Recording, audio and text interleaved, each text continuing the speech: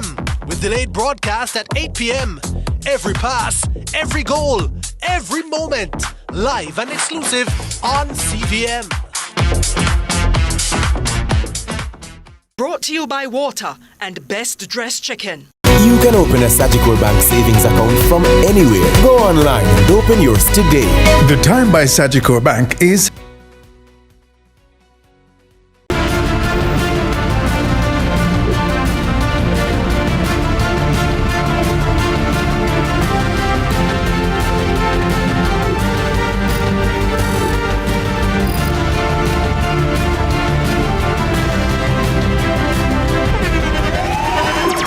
the internationally acclaimed On Stage with Winfred Williams. At a new time, Saturdays at 8 p.m. on CVMTV. So much more than entertainment. CVM News at 7 headlines Tuesday, courtesy of Heart NSTA Trust, Jamaica's Human Development Agency.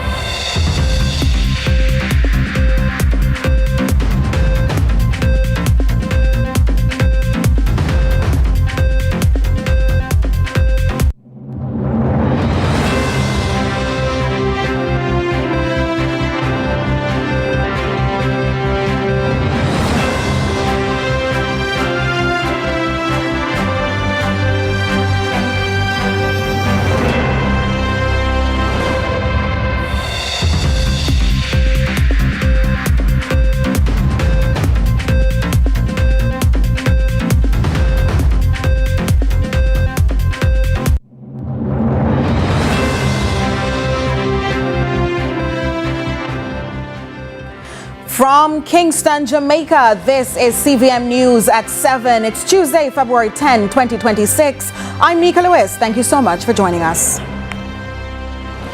We will not tolerate this level of violence. That's the word from Assistant Commissioner of Police in charge of Area 3, Christopher Phillips, as the Rocky Point community in Clarendon faces grief after a mother and her daughter were killed in a gun attack. Akeem Oret reports.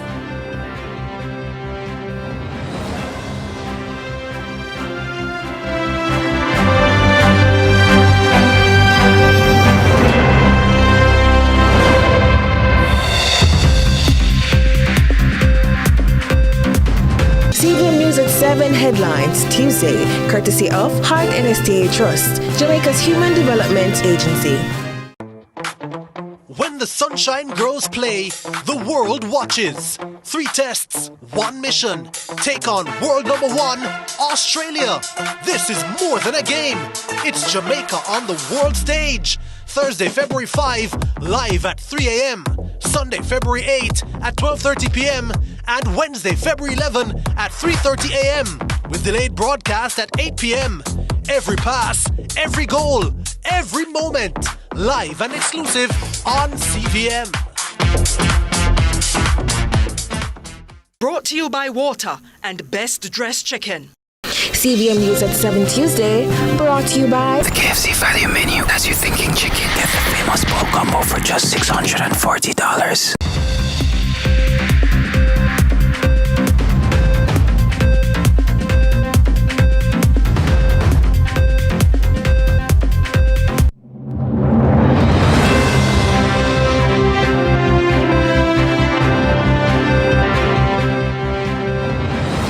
Welcome you back from Kingston, Jamaica. This is CVM News at 7. It's Tuesday, February 10, 2026. I'm Nika Lewis. Thank you so much for joining us.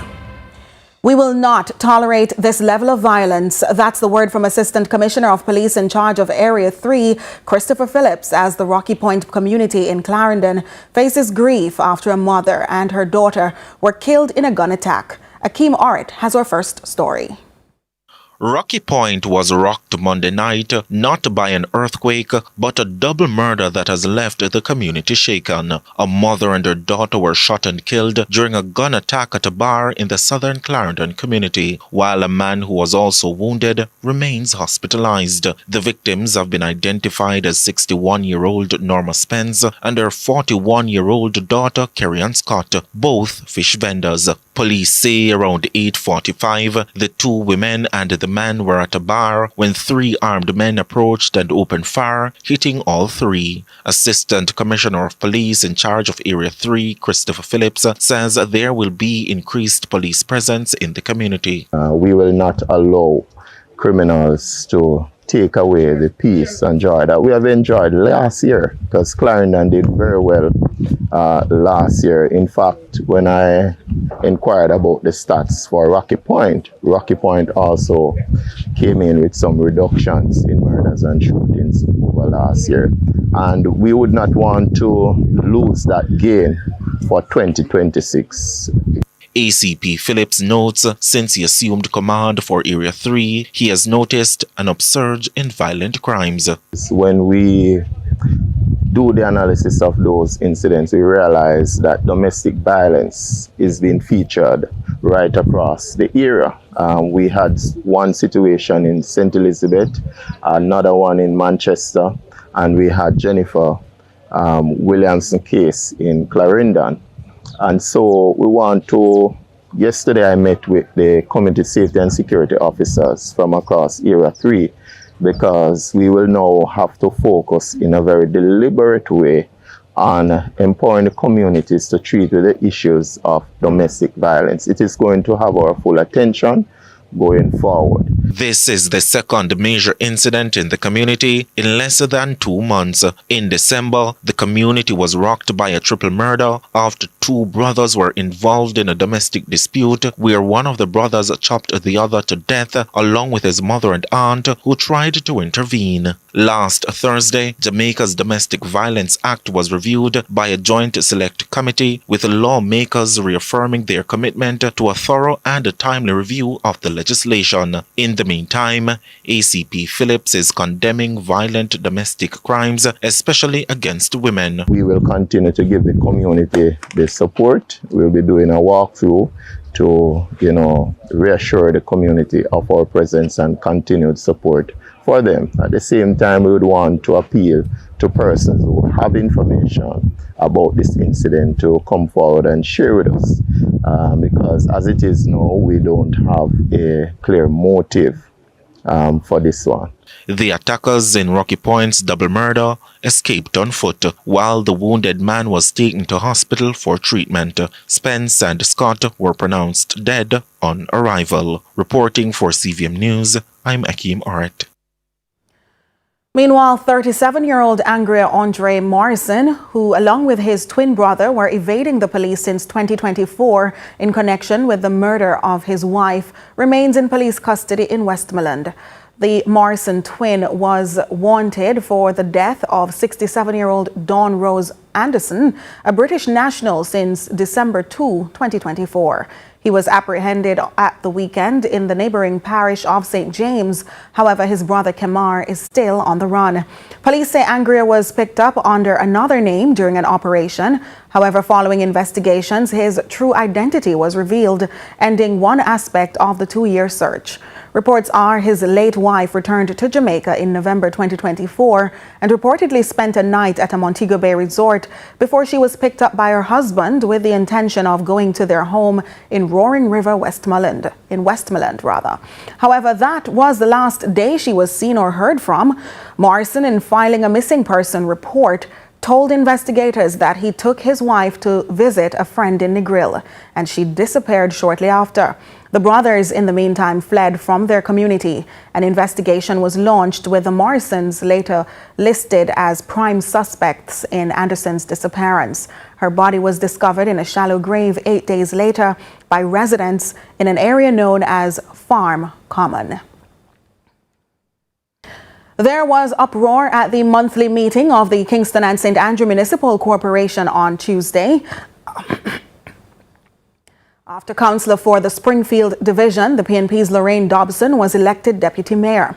All JLP councillors subsequently walked out of the meeting in protest. The councillors referenced the Representation of the People's Act, ROPA, which states that when there is a tie in the mayor, selection. A mayor is selected from the party with the popular vote, while the deputy mayor should be from the other party. JLP councillors stressed the mayor is already a member of the People's National Party. Councillor for the Gordon Town Division, Neville Whitaker, says he's baffled at the move. I thought the principle would have been carried. Yes. In that the individual who is going to be deputy mayor would have been chosen on the side where the deputy mayor resigned from. I was surprised when I heard the nomination coming from the majority side. I am baffled. Very sad. Disrespect to the council. What this is saying to me is that when you people talk, I'm not to listen. Morals. Because I can't trust you. True. No morals. It's true. Morals gone. I can't trust you. I can't trust you. Meanwhile, the government is taking steps to ease the financial burden on workers recovering from Hurricane Melissa. Finance Minister Favour Williams on Tuesday tabled amendments to the Income Tax Act that would allow disaster relief payments from employers to their employees to be treated as non-taxable income. Kevin Black reports. The government is moving to formalize tax relief for employees who received financial assistance from employers following the devastation caused by Hurricane Melissa last October. Speaking at the sitting of the House of Representatives on Tuesday, Finance Minister Favour Williams said the proposed income tax amendment bill would allow disaster relief payments made to employees during the recovery period to be treated as non-taxable income. The physical damage has been estimated at approximately US $8.8 billion,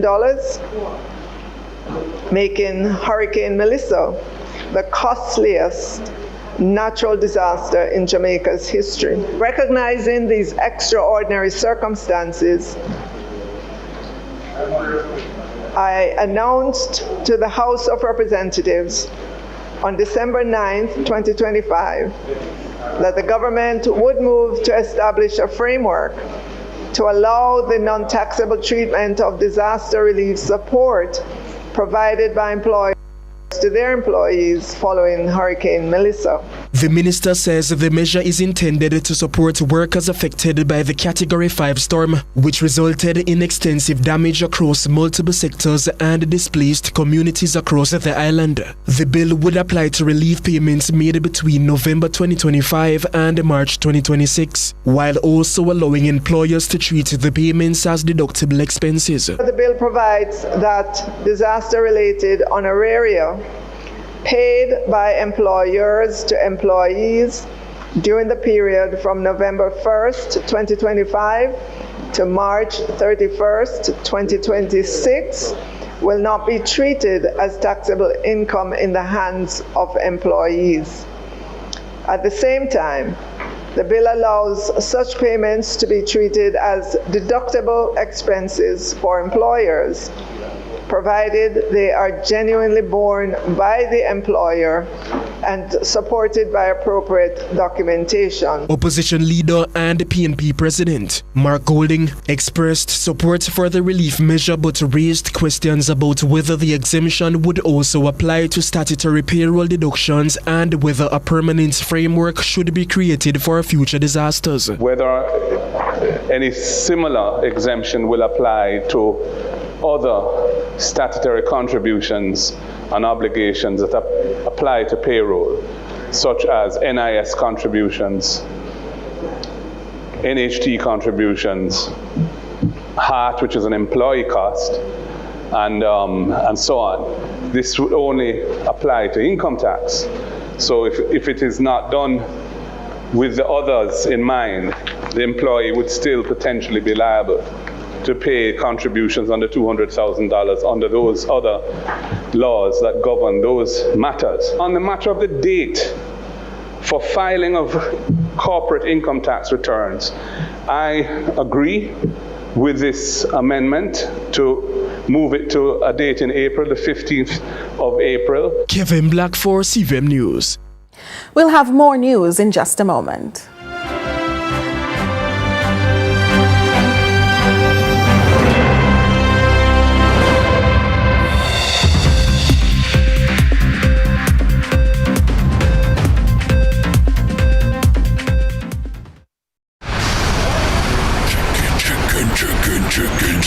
chicken, mega deal, super chicken, mega deal. The KFC value menu has you thinking chicken. Get the famous pork combo for just $640. KFC. Employers, once a month, you have the power to shape Jamaica's future. By paying your hard 3% contribution, you're not just contributing, you're investing in people, in skills, in our economy. Your hard contribution trains working-age Jamaicans, aligns programs with workforce needs, and secures our future. That's not just contribution, it's transformation. Contribute to heart and to your future. It's 8 a.m. and Mr. Thompson can't find chalk.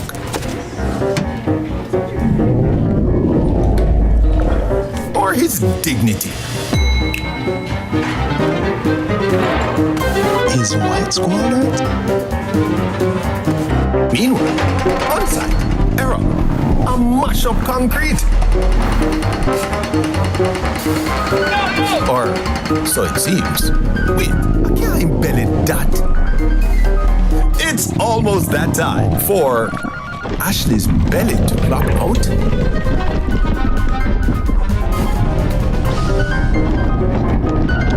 Don't get creative with your hunger. Solve it with mothers. Mommy, ice cream.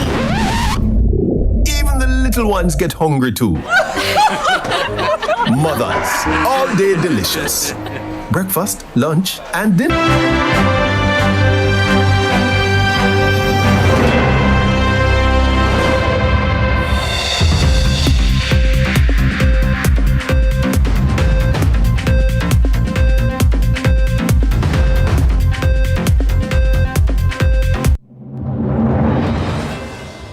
Thanks so much for staying with us.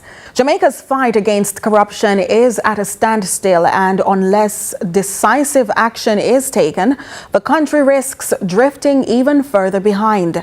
That warning from Principal Director of the National Integrity Action NIA, Dr. Gavin Myers, who used his first press conference to challenge political leaders to move beyond promises and deliver concrete reforms.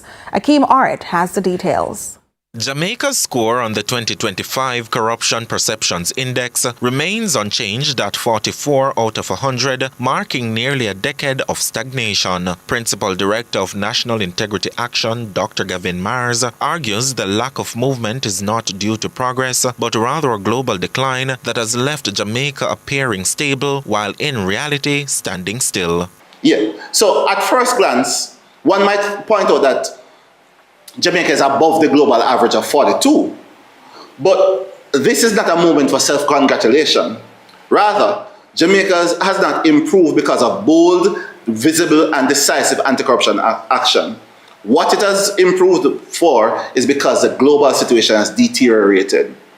So the question we must ask now, why are others doing worse? It's not that. We should ask, why is Jamaica standing still? 0 out of 100 means highly corrupt, with 100 meaning very clean. Executive Director of Jamaicans for Justice, Michael Jackson, notes, while the country has a strong integrity commission, a score of 44 means that the country is not at its optimum. While we're doing a little bit better than the average, and we're seeing a worsening globally with how countries are doing and the levels of corruption or perceived corruption in the countries, I don't think we should be satisfied with where we are, because a score generally below 50 means that there are still high levels of bribery, favoritism in public contracting, possibility of political influence, impunity, or weaknesses in our institutions. In expressing concern over delays in long-promised anti-corruption legislation, the NIA Principal Director notes there are dysfunctions within oversight committees and a troubling absence of political leadership. He's calling for reform. First one is the introduction of the long-promised unexplained wealth order regime. Second, an amendment to the gag clause, quote unquote, in the Integrity Commission Act. Third, strengthening whistleblower protection. Fifth, strengthening the move towards increased proactive communication on government procurement, sharing updated register of gifts, reports and travels, and external meetings of the executives.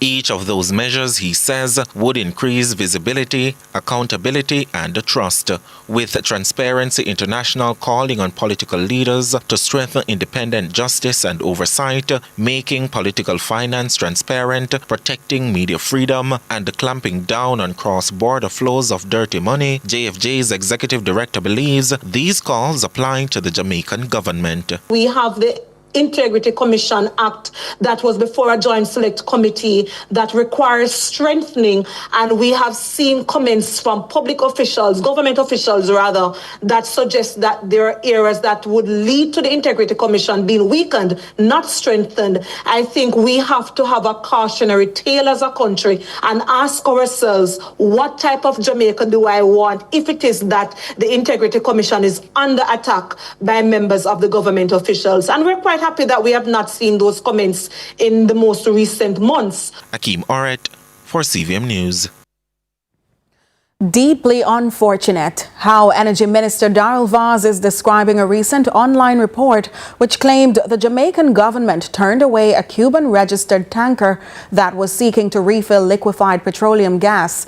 The government is this evening rejecting the report as false, saying neither the government nor any private entity involved in the country's oil and gas industry was cited in the newspaper article. Details from Amoy Harriet. The article in question was published by the Havana Times, a Cuban digital newspaper and online magazine. Dated February 1, 2026, the headline reads, "Tanker returns to Cuba empty. Jamaica refused to sell gas." The byline reads, quote, "Jamaica is a regular supplier to Cuba, but decided to comply with Trump's decree threatening tariffs on countries that deliver fuel to the island." The article went further to say the vessel arrived in Kingston just hours before the executive order by U.S. President Donald Trump, which sanctions all countries that send fuel to Cuba, took effect. But the government is now strongly rejecting the claims made by the newspaper, describing the article as false. In a press release on Monday, the government clarified that the country's sole oil refinery, Petrojam, has never exported LPG. Similarly, it said feedback from private sector counterparts in the oil and gas sector shows that they also do not export LPG. Energy Minister Darrell Vaz cautioned that misinformation during this time might spark unnecessary fear and anxiety. It's unfortunate that as minister I had to instruct the ministry to send out a statement to refute the fake news in relation to the matter of oil and Cuba. I want to impress upon the well-thinking people of Jamaica that this can have serious international implications when this sort of fake news goes across the world.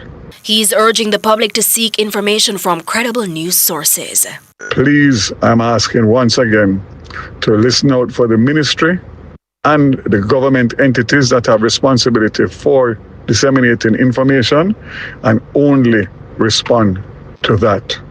Now, the back and forth follows a deepening energy crisis in Cuba, where no significant fuel shipments have reached the island since Venezuela's supply routes were cut off in December amid a naval blockade and tightening U.S. sanctions. Mexico, once a secondary supplier, has also halted exports under political and economic pressure. This abrupt cutoff has plunged the country into a severe fuel shortage that has brought transport to a virtual standstill, forced widespread power outages, grounded flights for lack of jet fuel, and disrupted basic services. Experts have described the situation as one of the most serious energy emergencies in generations.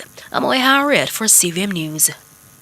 Still in the news, the Klansman gang trial continued in the Supreme Court on Tuesday, with the second prosecution witness facing cross-examination. Carla Ramdeen was in court and files this report. The second prosecution witness took the stand today in the ongoing Klansman gang trial at the Supreme Court in downtown Kingston. The witness, an Indicom detective with over 10 years of experience. The witness said that on March 5, 2023, they received a call from the chief investigator of Team Bravo and proceeded to 56 North Avenue, Hampton Green, Spanish Town. Upon arrival, the witness observed several police vehicles parked on the premises. The witness met with the police investigator, had a brief discussion, and then walked to the back of the premises. The witness described the scene to the court, stating that they observed a hat, a bag, and spent casing on the ground. The witness recalled proceeding to Spanish Town Police Station. There, the witness was introduced to two senior officers from CTOC and took their statements. The witness was then introduced to the high-profile witness and took their statement, along with one of the accused. In court, the witness was asked to look around to identify that man. The witness identified Bejourn Thomas as the same individual encountered on the day of the incident. During cross-examination, the witness revealed that they were present at the post-mortem of the man that was killed on March 5. The witness stated that they did not observe injuries to the torso, but defense counsel suggested the witness was mistaken. The witness maintained their earlier testimony. The witness admitted that although they had possession of the post-mortem report, they had not read it in its entirety, despite nearly 3 years having passed since the incident. The witness also stated their conduct during the investigation was proper. The witness further testified that the high-profile witness's statement was taken on the day of the incident and that the high-profile witness appeared distraught. Under cross-examination, the witness was questioned about an earlier observation that the high-profile witness was seen exiting the CIB office at the Spanish Town Police Station with senior officers. Defense counsel suggested it was unusual for a civilian eyewitness to a fatal shooting to be in the same room with senior officers. The witness disagreed, stating that they had seen this happen before. Carla Ramdeen, CVM News. Meanwhile, former Commissioner of Police Rear Admiral Hardley Lewin is endorsing the Jamaica Constabulary Force's decision to reorganize its investigative operations, including the disbanding of the Counterterrorism and Organized Crime Division, CTOC. He says the move could improve coordination across complex criminal investigations. Kevin Black has more. The Jamaica Constabulary Force has announced a major restructuring of its investigative operations, with the apparent disbanding of CTOC and the creation of the Specialized Investigative Branch. The new unit is expected to combine several investigative functions under a single command structure. Former Commissioner of Police Rear Admiral Hardley Lewin says the move to restructure the investigative arms of the force could strengthen coordination. The move that the Commissioner has made in amalgamating the investigative arms of the force makes every sense. The issue, of course, is that this is coming at a time when questions have been raised because of an incident in one of those arms, what you call the elite arms. 51-year-old Martin Walker, an inspector assigned to CTOC, was arrested and charged after 5.8 kilograms of cocaine was found in his possession in January. A subsequent audit of CTOC discovered 2 illegal parcels of cocaine at a storage unit. The incidents triggered a leadership shakeup. Rear Admiral Lewin says while public concern about the CTOC incidents is justified, reorganizing investigative units may actually improve how police handle modern criminal networks, which are often interconnected and sophisticated. When we have the kind of force that we want, every policeman ought to be elite, right? The fact of the matter is, there has to be changes from time to time as the landscape and the threat changes. I come back to the point, I don't know whether this was something contemplated and it's just being put into effect because of this has happened now, or whatever it is. But criminality is interconnected, all its strands of criminality. It's interrelated, it is sophisticated, and what we have done, or what the Commissioner has done, is that he has fused the investigative arm. Criminal activity, he says, often spans multiple areas of investigation, including gun crimes, gang activity, and drug trafficking, making information sharing and coordination critical. So what you get out of this one unit under one command is a fusion center. So we don't have silos. One group investigating gun crimes, one investigating drugs, when in fact drugs and guns are interrelated. You see, and then you have competition between agencies and we miss things. Kevin Black reporting for CVM News. A magnitude 5.6 earthquake was felt in sections of eastern Jamaica at 3:18 this morning. The earthquake unit reports that the epicenter was located approximately 80 kilometers east of Manchineal, Portland, with a focal depth of 10 kilometers. The quake was felt in parts of Kingston and St. Andrew, St. Thomas and St. Catherine. There were no immediate reports of damage or injuries. CVM News at 7 continues right after the break.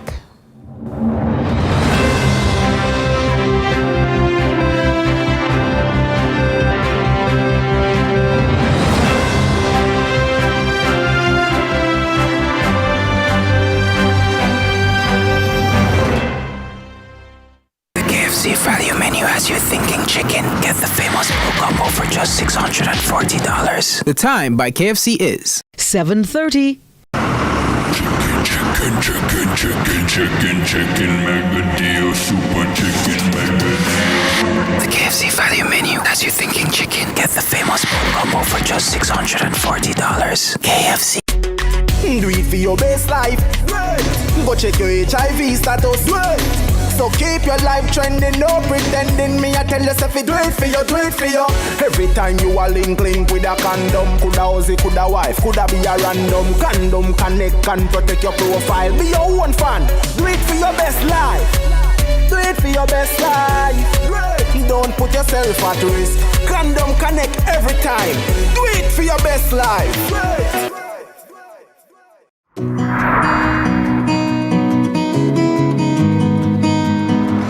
You know, some days are harder than others, but we have to do our part. You like porridge? We're in this together.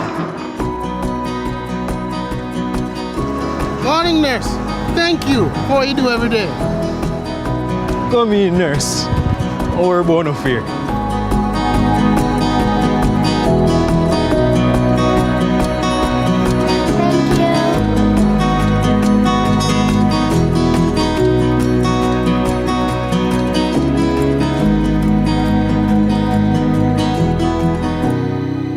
In this together.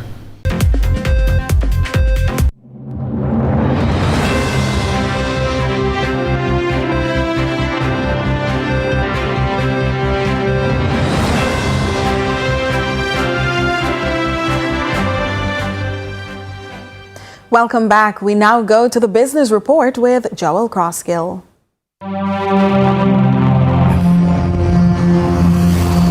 Lots to consider with you in the business report today, in part triggered by a magnitude 5.6 earthquake felt in sections of eastern Jamaica at 3 this morning. A reminder that natural disaster can strike at any time and potentially cripple businesses before they even know it. Focused on stability and continuity, not fear, Jamaica's introduction to the concept of parametric insurance emerged following the passage of Hurricane Melissa and was further deepened during the Fraser Fontaine and Kong's recent parametric insurance seminar, where Gerard Fontaine, president of Fraser Fontaine and Kong, spoke on why parametric insurance is plausible for Jamaican enterprise. Jamaica is one of the most climate-exposed economies in the Caribbean, and I know that, like you, we have been seeing hurricanes go from tropical depressions in 1 week to Category 5 storms. We have to now be thinking about, we can't be thinking about business as usual. Hurricanes are becoming more frequent. Climate impact is now consistent. We have to preparing our businesses for that type of risk. You know, we now have to plan for the abnormal. We can't, Beryl was 1 year and we said that was just, we weren't expecting the next year we're going to have Melissa, the Cat 5. And it's now February and hurricane season is in June. So we have to be ready, starting to prepare our businesses for what is next. Maria Rodriguez, International Head of Parametric Solutions at Lockton Insurance Companies, the world's largest independent insurance brokerage, guides us through the principles of parametric insurance. Parametric insurance is not a replacement for traditional insurance. How we view parametrics and our view of parametrics is that it works best to complement the traditional insurance that you already have in place. Unlike the traditional insurance, parametric insurance is based not on the loss or actual loss that the client suffered, but it is more related about the parameter which triggered the loss. The payouts are predefined if agreed upon criteria are met. Parametric insurance, you typically don't have deductibles. And the reason for that is because in the parametric insurance, you would just be basing basically the detonation or the claim or the payout out of the parameter which you are trying to define. So let's say wind velocity or the wind speed at the location. There are no two equal policies in the parametric market because each policy is tailor-made to the needs of each client. So some clients need policies which start paying at categories lower. So basically a category 1 would already be affecting your operations. And therefore we would just adjust the parameters which would trigger in that case for your specific scenario and your specific business and your specific needs. Senior Executive Director at Fraser Fontaine & Kong, Martine Fontaine, explains why one of the oldest insurance brokers in Jamaica has decided to bring it to market now. There were a lot of things that the traditional insurance package, unfortunately, made it very difficult and left a bad taste in a lot of people's mouths, and that's just a reality. So even though we were able to push through and get what we needed to get in Beryl, having parametric more on the table for clients in Melissa was just really a breath of fresh air. And coverage is not isolated to hurricanes either, according to Lockton's head of parametric solutions. It would work for earthquake. It's very similar to how it works for hurricane, only, well, you will not be tracking hurricanes, but earthquakes. And then the reporting agency is not the National Hurricane Center, but it's the USGS in this case. So basically how it works is we've got our shapes. In this case, we've got a box and two circles. And then the USGS will report the epicenter of an event, the magnitude of that event, and then the depth of that event. President Fontaine identified liquidity and speed as critical factors for business recovery post-event. And what does that mean for your business? What does that mean in a turnaround time for you that you don't have to think about going through the process of insurance and 3 days after a loss, you see the money that you were promised in your account? That is hope. That's the ability to now be globally competitive. That's the ability to now get back up and going and make sure your business continues. It is viability. It is long-term assuredness. It is be able to managing your risk properly. You know, the businesses that are planned for these events and the businesses that are going to recover faster and are going to compete stronger. And here with FFK, we're looking forward to solving those problems with you. And that was your business report. I'm Joel Crossgill. And for more of what's happening overseas, we take a look at regional and international news.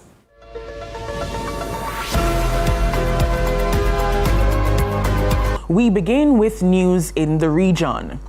The St. Lucia government has officially stopped Uber from operating on the island, declaring the company's January 27, 2026 launch illegal. The matter was addressed on Monday in a pre-cabinet press briefing amid strong objections from local taxi operators who warn that approval of the ride-sharing service could threaten their livelihoods. More from DBS TV. One, that they needed to, in our view, obtain a trade license before they can operate in St. Lucia. Two, that they needed to register the Inland Revenue Department